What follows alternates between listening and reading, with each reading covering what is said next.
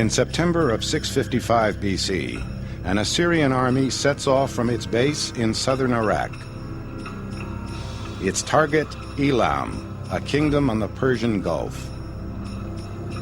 Boldly, the Elamites march from their city, cross the river that divides them from their foe, and prepare to do battle. At daybreak, the first Assyrians come into view. Like a storm gathering, thousands of horses and men assemble. The signal for attack is sounded, and the chariots charge.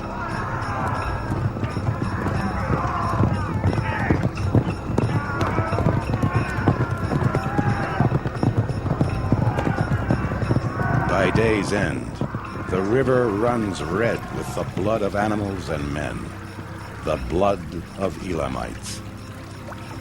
In their hour of victory, the Assyrians are proud and cruel.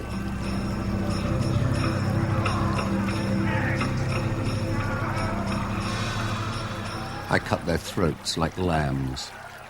I cut off their precious lives as one cuts a string. Like the many waters of a storm, I made the contents of their gullets and entrails run down upon the wide earth.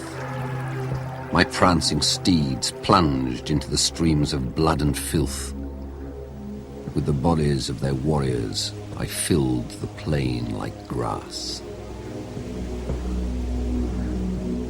Among the victims, the Elamite king. Tuman, king of Elam, fled to save his life and hid in a wood. The crossbar of his royal transport broke, and it overturned on him. In desperation, he said to his son, "Use your bow." Tuman's son tried to save him, to no avail. The king was caught and beheaded. The trophy was taken to the Assyrian king, who slashed it and spat on it.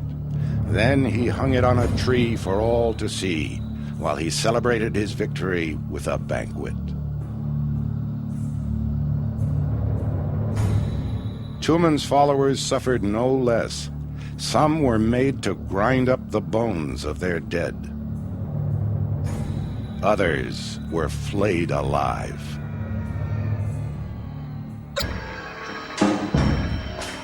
When the Assyrian king returned to Nineveh, his artisans immortalized the triumphs of his war machine. In room after room of his cavernous palace, they glorified his butchery. Men impaled on spikes, eyes put out, heads cut off.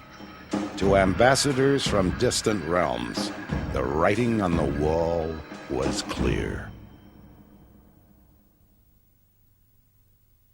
The great Assyrian army arose from humble origins, a small state surrounding the holy city of Ashur, from which they drew their name.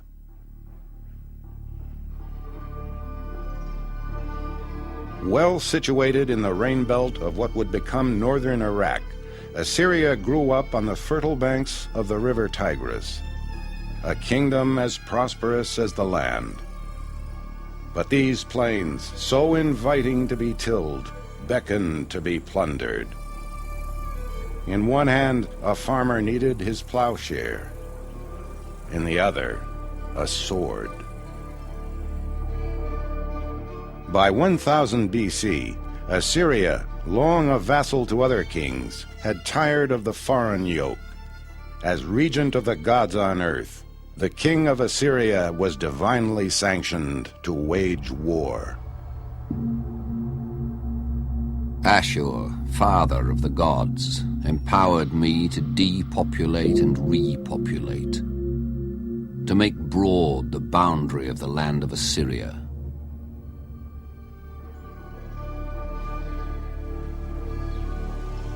Assyria began to enlarge its borders, but with each change of seasons, the empire withered.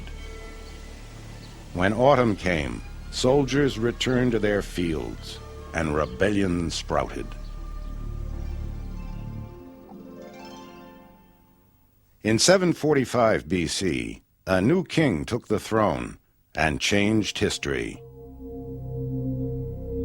Tiglath-Pileser III vowed to make Assyria forever strong with a standing army.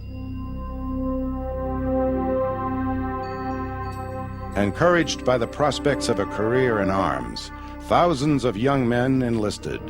Tiglath-Pileser created all the institutions these soldiers would need, starting with an armory.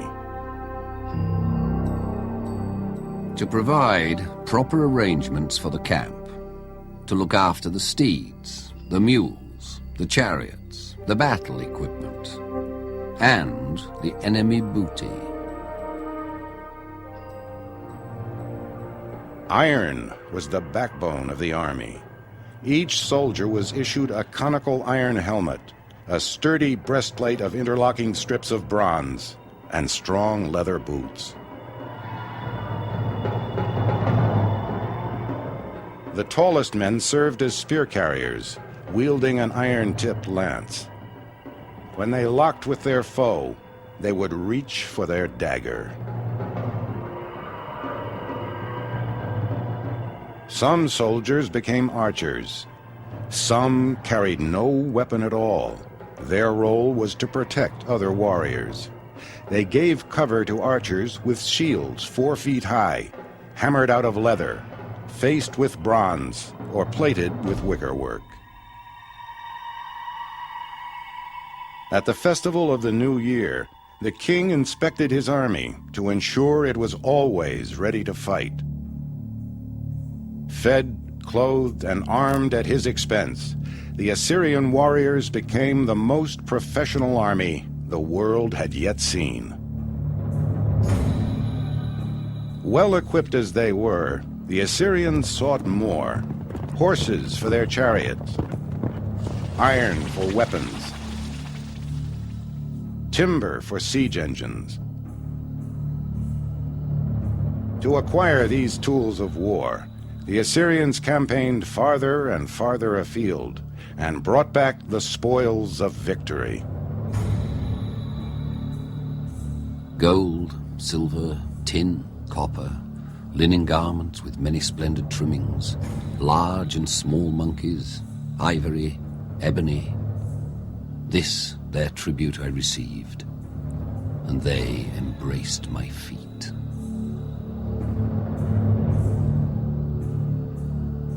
From his throne in Nineveh, the king knew where the peace was kept and where it was broken. Messengers relayed signals from fire towers or wrote dispatches on clay tablets. In 701 BC, the Assyrian king Sennacherib received troubling word from the province of Judah.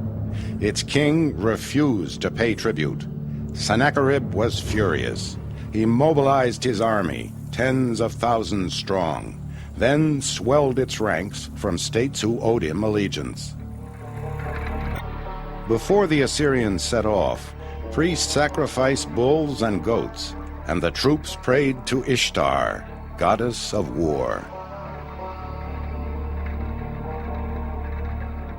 O thou, heroine among the gods, like a bundle, rip him open in the midst of battle.